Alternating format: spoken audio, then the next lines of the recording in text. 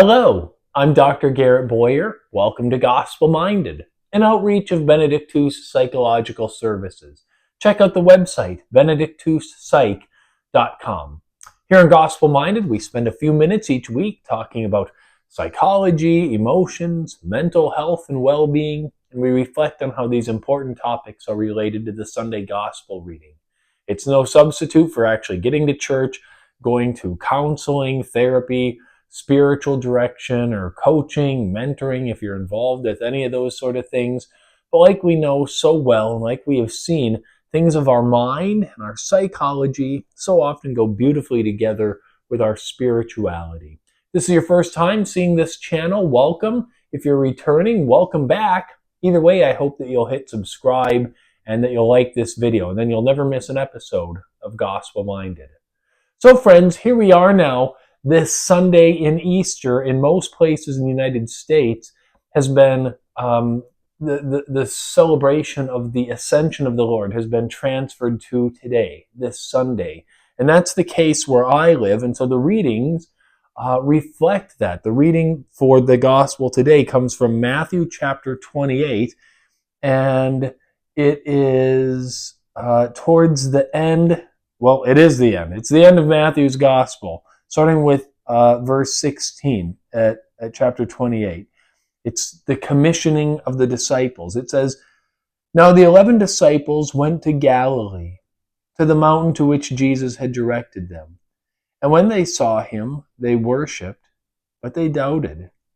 And Jesus came and said to them, 'All authority in heaven and on earth has been given to me. Go therefore and make disciples of all nations, baptizing them in the name of the Father and of the Son and of the Holy Spirit, teaching them to observe all that I have commanded you. And behold, I am with you always till the end of the age.'" And that's it. That's how the gospel ends for today, and that is how the book of Matthew ends. It is interesting. It strikes me that line about the disciples worshiping but doubting. Now, if you read just Matthew's gospel, this account that I have just read comes right on the heels of the narrative of the resurrection. So it's not like, say, John's gospel, where there are all kinds of miracle stories after the Lord has manifested himself post-resurrection. I mean, in Matthew's account, there's the resurrection, and now Jesus is appearing and saying, "Go therefore, baptizing in the name of the Father, Son, and Holy Spirit." So I think I can identify with some of that dismay, that doubt, that disbelief that perhaps some of the disciples were feeling and experiencing at that time. And I don't think it's unrelated to experiences that you and I have. But I think the important thing about this gospel is that belief, faith, a commitment to doing what's right doesn't necessarily exist without the presence of some apprehension, some doubt, some fear. And that's certainly, I think, true for a lot of us in the case of our spiritual lives, but even other aspects of life, everyday life, human experience. You know, I think about, I've recently celebrated with my wife a wedding anniversary. I think about the day that we got married. There were all kinds of hopes and desires and aspirations, but a little scary with the unknown of what is going to be coming next and the commission that comes with being married sacramentally in the church. I did it. My wife and I did it, but we were a little afraid. And now here we are, a decade later, still a little bit afraid about what the next 10, 20, 30, 40 years will bring. You know, it's springtime, and so I think about all those young people, and sometimes not so young, but folks graduating from high school, other folks graduating from college. Here they are now, closing one chapter and about to start another, embarking on something different. And it can be very easy and kind of overwhelming, a little bit scary to think, well, can I go on to the next step? The high school graduate. Can I go to college? Can I go into the work world? Or the college person that's graduated, can I go and get a job in this field that I've spent time studying and invested so much time and energy and money? It's a little scary. And then I think about people too who are preparing for transitions. Uh, this time of year, especially around the community where I live, a lot of people are getting ready to move. In a lot of cases, making big moves across the country, across the sea, and it can be so overwhelming to think about. Maybe there's some excitement, maybe there's some desire to do it, but not unlike these disciples.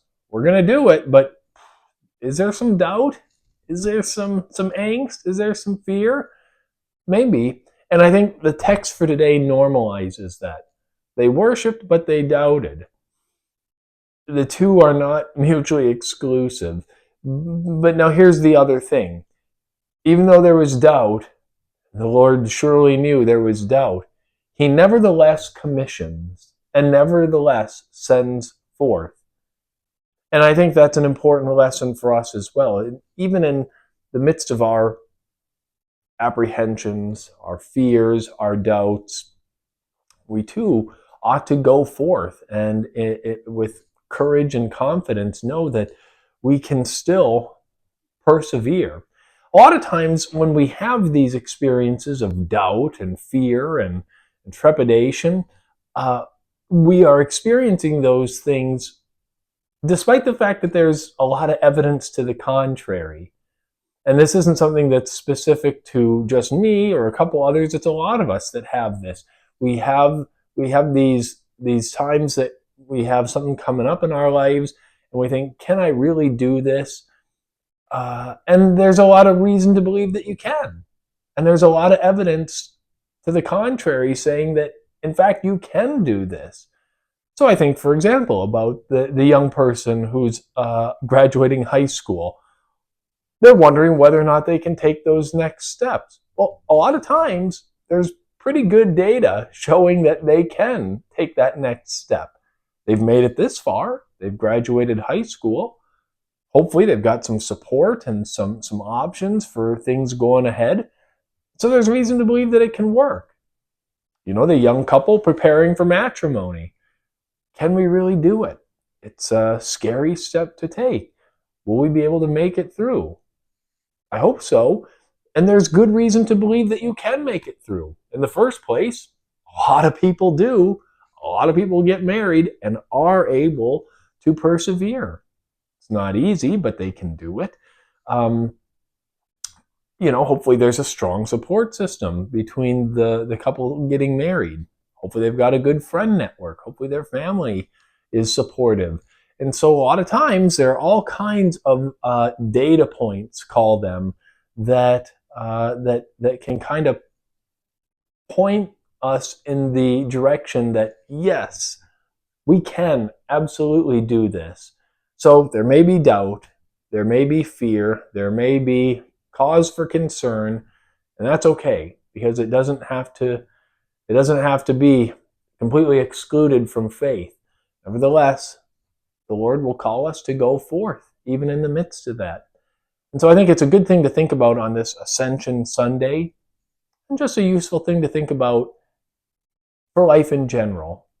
Because the experience that the disciples had in this text from Matthew's Gospel today is not at all unrelated to experiences that we might have.